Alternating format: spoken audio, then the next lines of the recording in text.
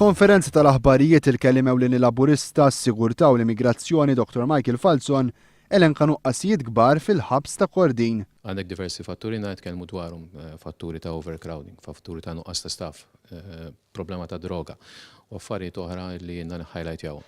Jidher ukoll hemm nuqqasijiet oħrajn, nuqqasijiet pereżempju f'dak li huwa sistema ta' purchasing fil-ħabs fejn m'hemmx sistema ta' tendering, għandek affarijiet oħra wkoll bħal huma l-liġi tal-parol, liġi li minkejja għaddiet mill-Parlament li għaddiet ilha kważi sena ilu, effettivament għadna ma ġiex fis-seħħ, xi ħaġa li għandha ssir immedjatament. Falzon semma kif ħaddiem fid-Dipartiment tal-Accounts tal-ħabs ħareġ ċek sabiex iħallas lilu nnifsu u xtara minn ħanut li huwa ta' persuna qrib ħafna tiegħu. Semma wkoll każijiet fejn uffiċjali tal-ħabs kienu qed iħallsu ċitazzjonijiet tagħhom personali minn fondi pubbliċi.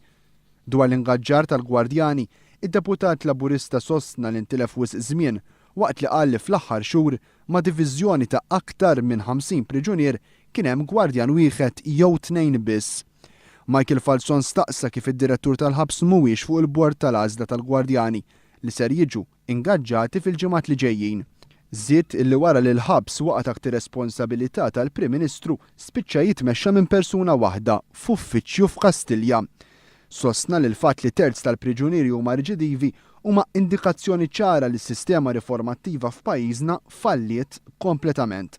Id-deputat laburista qal li għalkemm id-diviżjoni 12 u 13 huma mimlija bid-droga mhux qed jintuża sniffer dog wieħed.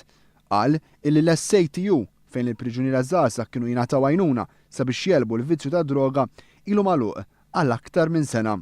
Michael Falzon appella sabiex is-sistema tal-parol li tista' ssolvi daqsxejn minn dawn il-problemi tibda taħdem issa li għaddew 10 snin minn mindu il-Parlament approva din il-liġi.